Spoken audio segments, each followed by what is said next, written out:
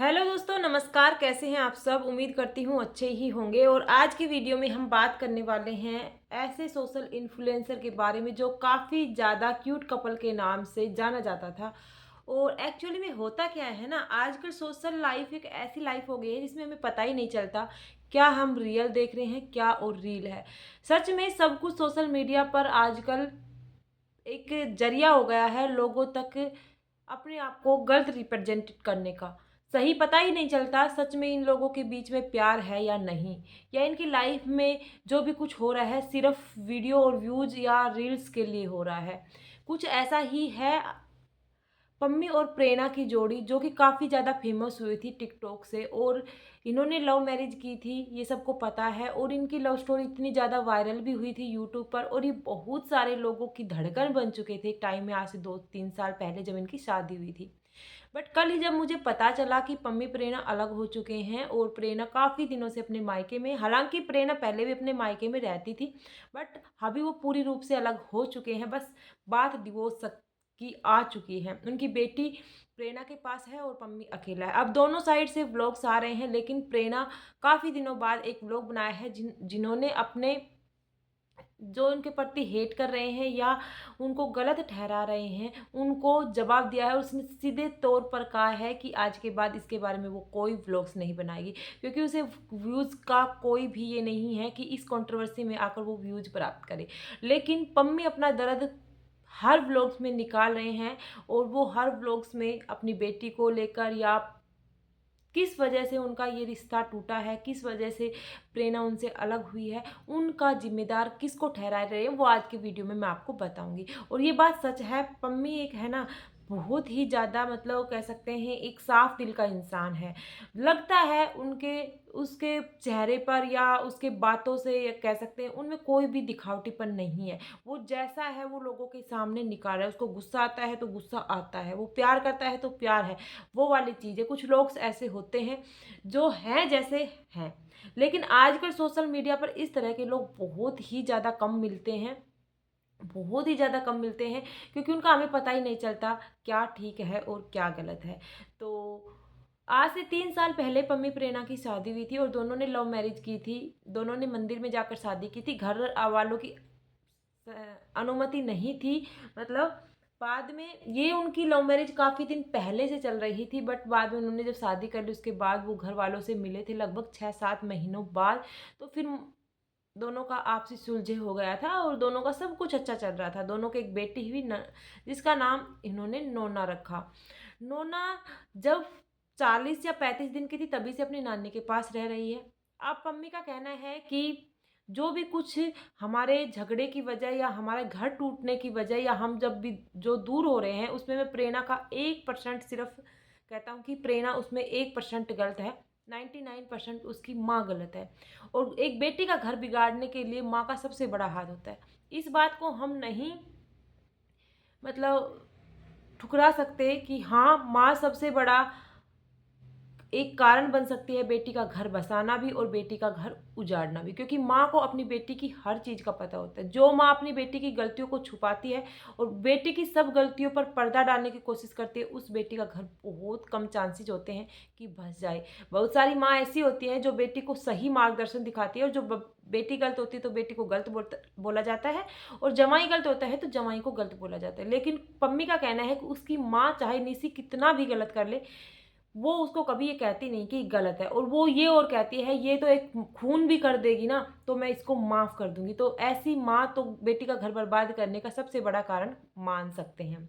तो उसकी माँ का भी यही है कि वो अहम किरदार निभा रही है, आप कह सकते हैं, क्योंकि पम्मी ने बहुत सारे कमेंट्स का भी जवाब दिया था, जिसमें उसकी माँ का रिप्लाई भी आया था, जो कमेंट्स कर रहे थे कि बेटी की कमाई खा रहे हो, स्वार्थ के लिए शादी की थी, ये किया था। तो उसकी माँ हर कमेंट्स का जवाब दे रही थी। उन सभी जवाब जो कमेंट्स था उनका रिप्लाई पम्मी ने दिया था, और पम्मी ने साफ कह दिया था कि जो भी मेरा घर बर्बाद हो रहा है ना, तेरी वजह से हो रहा है। पम्मी अपना गुस्सा पूरी तरह से निकाल रहा था, क्योंकि पम्मी सच में प्रेरणा से बहुत प्यार करता है।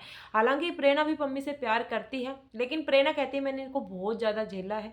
पम्मी कह रहा है अगर इसने झेला है तो मैंने भी कम नहीं झेला। ये बात ठीक है, हालाँकि प्रेरणा बहुत सारे पैसे कमाती है सोशल मीडिया से, लेकिन उसको ये याद होना चाहिए कि सोशल मीडिया पर वो फ़ेमस हुई थी सिर्फ़ इनकी लव स्टोरी की वजह से, पम्मी की वजह से। आज लोग उसको इतना हेट भी कर रहे हैं, हर उसके जब भी कमेंट बॉक्स ओपन करके देखेंगे तो यही आ रहा है, पम्मी सही है, प्रेरणा गलत है, प्रेरणा को अनफ़ॉलो करो सभी जगह से, तब इसकी अक्ल ठिकाने आएगी।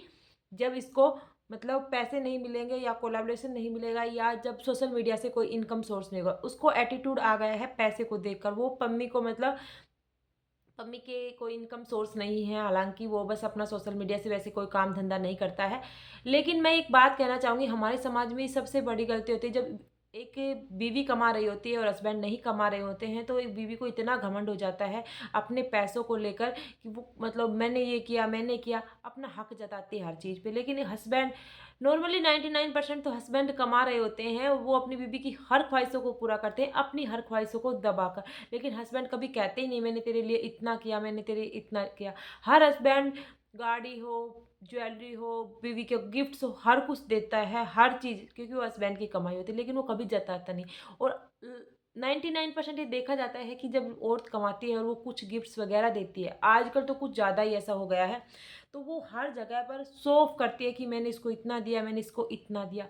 तो इसे हम प्यार नहीं बोल सकते। पता नहीं आज कह सकते हैं आज ये क्या हो गया, सिर्फ़ एक दिखावा रह गया। लोगों की अंडरस्टैंडिंग समझ है ही नहीं, रिश्तों के अंदर कुछ बचा ही नहीं है। सिर्फ़ दिखावा, दिखावा, दिखावा और दिखावे के सिवा कुछ भी नहीं है। जिसकी वजह से पहले बॉलीवुड वगैरह में डिवोर्स वगैरह होते थे, लेकिन आजकल तो एक नॉर्मल बात हो गई है डिवोर्स होना। बच्चे हो जाते हैं उसके बाद डिवोर्स कर लेते हैं, और डिवोर्स होना कितनी बड़ी बात होती है, क्योंकि आपकी शादी कहीं और हो जाएगी और जो हस्बैंड होते हैं उसकी शादी भी कहीं और हो जाती है, लेकिन जो बच्चा होता है ना उसकी ज़िंदगी बर्बाद हो जाती है। उसे माँ और बाप दोनों का प्यार नहीं मिल सकता। तो इस जब भी रिश्ते में कोई आदमी बंधे तो तीसरा आदमी जब इंटरफेयर करे तो उसको सोच समझ कर अपने मतलब रिश्ते को बनाने की कोशिश करनी चाहिए, ना कि उस रिश्ते को बिगाड़ने की। अगर यहाँ पर प्रेरणा की मम्मी गलत भी है तो प्रेरणा को इतनी तो समझ है, क्योंकि वो भी एक माँ बन चुकी है।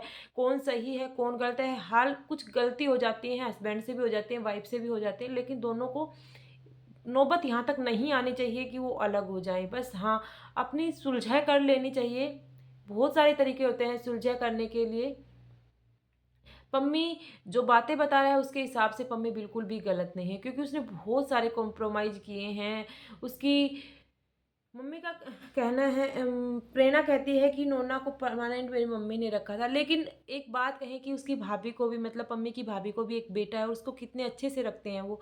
तो अगर वो चाहती तो वो वहाँ पर भी रह सकती थी, उनके ससुराल में भी छोड़ सकती थी, लेकिन नोना को उन्होंने नहीं रखा, क्योंकि पम्मी कह रहा है कि ये चाह रहे थे कि हमारी बेटी को हाई-फाई फैसिलिटी मिले, लेकिन हमारा जितना बोथ था उसके अकॉर्डिंग हम इसको फैसिलिटी देते हैं, और हर माँ-बाप चाहता है कि फैसिलिटी अच्छी से अच्छी मिले। प्रेरणा खुद कमा रही थी तो अपनी बेटी को बहुत अच्छे से रख सकती थी, और अलग घर में भी रख सकती थी, अलग रहना चाहती थी तो अलग भी रह सकती थी, लेकिन प्रेरणा अपनी माँ-बाप के साथ रहना चाहती है। तो जो लड़की माँ-बाप के साथ रहती है वो घर ज़्यादा दिन नहीं बसता। और पम्मी का भी यही कहना है कि मैंने इतना भी मान लिया था, पहले तो मैं मना कर दिया था, लेकिन अपने घरवालों को काफ़ी ज़्यादा समझाया मैंने और फिर मैं मतलब मान गया था इनके साथ रहने के लिए। बट पता नहीं इनकी क्या सोच है क्या है, और जो भी नोना का खर्चा जाता था वो सारा निस्सी देती थी, पर्ची बनाकर लिस्ट बनाकर उसके माँ बाप भेज देते थे। लेकिन मम्मी यही कह रहा है, मैं इसमें बिल्कुल भी गलती नहीं मानता कि उसके पापा की 1% भी गलती है, और ना ही निस्सी की 1%, मतलब निस्सी 1% गलत हो सकती है, बट उसको इतनी समझ आ जानी चाहिए। पम्मी सच्चे में बहुत ज़्यादा प्यार करता है उससे, और उसकी माँ ने कुछ ऐसे शब्द बोल दिए हैं जो पम्मी को मतलब इमोशनल कर रहे हैं, और पम्मी कह रहा है बस अब ज़्यादा मुझे मत छेड़ो वरना मैं सारी पोल पट्टी खोल दूंगा। अब खैर हुआ क्या है, मैं तो इतना ही कहना चाहूँगी, बस जो भी रिश्ते होते हैं ना, रिश्तों में इतना मजबूती होनी चाहिए कि तीसरा आदमी आपके रिश्ते को तोड़ नहीं सके। और जब आपकी बात मैरिज, आपका तो रिलेशन काफ़ी लंबा चला था और आपने शादी भाग कर की थी घर वालों की ना, मतलब बिना मर्जी के, और आज आप अपनी मम्मी के कहने से जब आप घर तोड़ने मतलब डिवोर्स लेने तक की नौबत आ रही है, तो इसमें आप गलत साबित होंगी। आप अपने रिश्ते को बना ले, सुलझा ले, बातों से सुलझाएं या किसी बड़े की सहमति से सुलझाएं, क्योंकि रिश्ते खराब होने में टाइम नहीं लगता, लेकिन रिश्तों को बनाने में बहुत ज़्यादा टाइम लग जाता है। और ज़रूरी नहीं यहाँ पर अगर आप आपका एक रिश्ता नहीं चला तो दूसरी जगह बहुत बेटर चल सकता है। उसके लिए आपको झुकना पड़ेगा, एक लड़की को हमेशा झुकना पड़ता है अपने रिश्ते बचाने के लिए। तो बस यही कहूँगी, अपने रिश्ते को बचा लें। और आपकी क्या राय है, कौन सही है, कौन गलत है, आप ज़रूर कमेंट बॉक्स में बताइए अगर आप भी उनके व्यूअर्स हैं या आप उनको देखते हैं।